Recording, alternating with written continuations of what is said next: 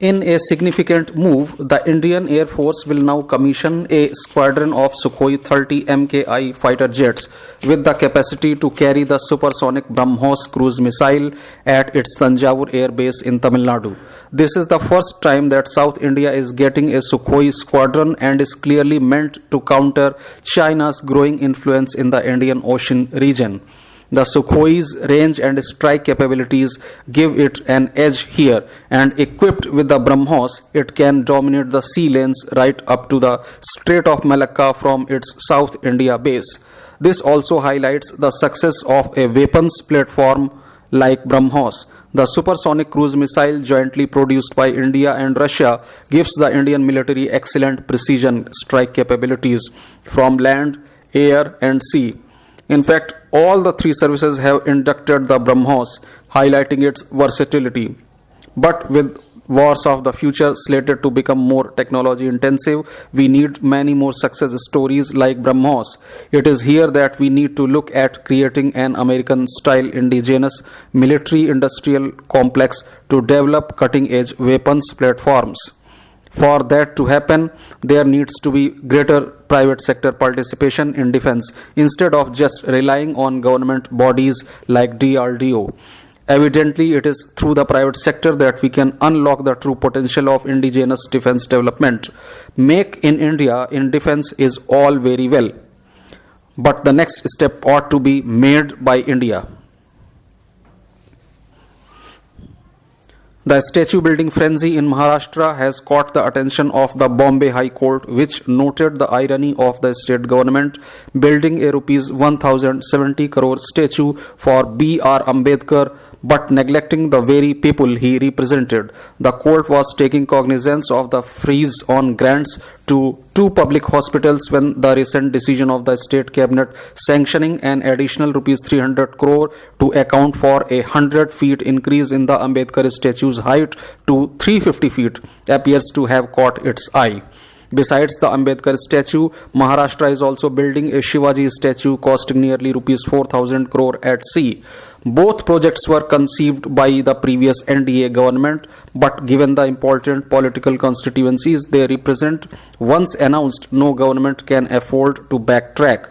The statue building frenzy in India received a fresh impetus after Sardar Patel's statue was unveiled in Gujarat. Uttar Pradesh has also announced a grand Lord Ram statue at Ayodhya. The argument that these statues would offer a boost to tourism and hence will replenish the exchequer in the long run is persuasive but not fully convincing. For once, the politics behind appropriating these personalities raises the question of whether public funds should be utilized for such vanity projects. Secondly, Indian tourism is not going to get a global boost through building some statues. The general disrepair evident at tourism sites lacks law and order and poor infrastructure, and transportation facilities never seem to be getting the funding they deserve. These systematic shortcomings are preventing India from tapping its immense tourism potential. The court's observations will help mount some public pressure and could appeal to the moral good sense of political leaderships. The underfunding of government hospitals is a travesty in a country like India with so many poor people who cannot afford private health care.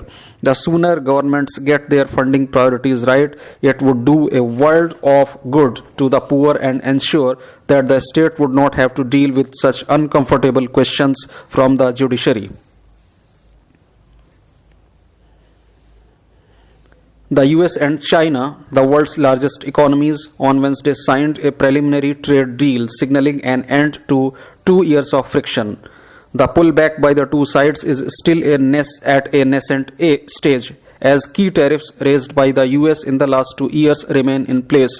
What the preliminary deal does is to provide a way for both sides to gradually de-escalate. This is a welcome start to the year, as the trade friction has had an adverse impact on the economies of not just the two countries but also the entire world. In October, IMF lowered the global growth forecast to 3%, the lowest level since the financial crisis over a decade ago. The broad-based nature of the slowdown was termed as a synchronized slowdown, and the trade friction was identified as an important cause of the problem. There were two kinds of negative effects on account of the trade friction. One, it was the slowdown because of the impact of tariffs. Two, the postponement of investment decisions because of the trade friction and the possibility that it would get worse. It is this aspect which is likely to get partially offset by the preliminary trade deal.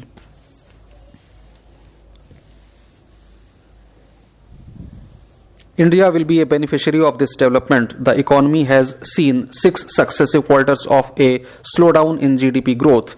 As part of it is on account of the weak state of the global economy and cross-border trade. A full-fledged recovery in the Indian economy will be helped if the global economic situation improves, as an acceleration in exports is an engine of growth. A cessation of trade hostilities also makes for a more favorable environment for potential foreign investment in global value chains.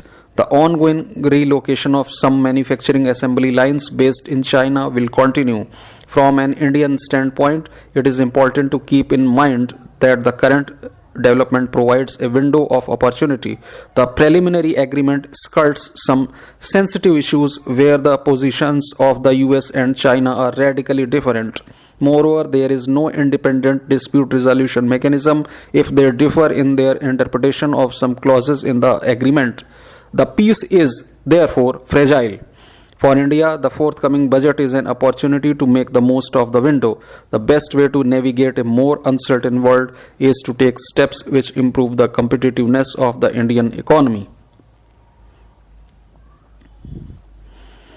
The Kerala government's challenge to the Citizenship Amendment Act in the Supreme Court, making it a formal center-state dispute, marks a new phase in the opposition to the contentious legislation. Coupled with the possibility of more states refusing to take up works related to the National Population Register, the centre has a real problem on its hands, and one that it walked into despite getting advance warning from the vociferous protests in northeast states. What has made centre's position difficult was the frequent invocation of a nationwide National Register of Citizens to follow CAA by government functionaries led by Home Minister Amit Shah.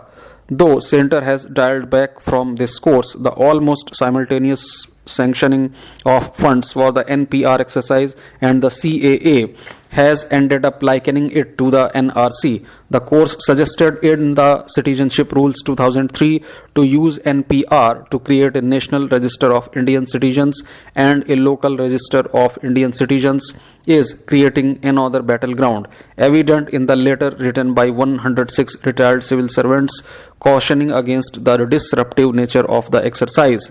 Given these circumstances, centre must carry the states along if it wishes to make meaningful progress on integrating refugees and identifying illegal immigrants.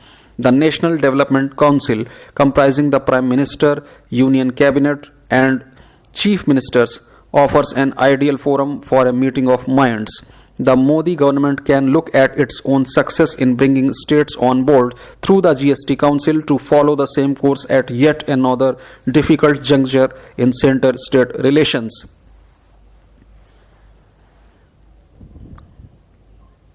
Retail inflation in December surged to 7.35%, the highest level recorded in over 5 years. A rise in the level of prices in the backdrop of a slowdown in economic momentum and high unemployment has sparked concern.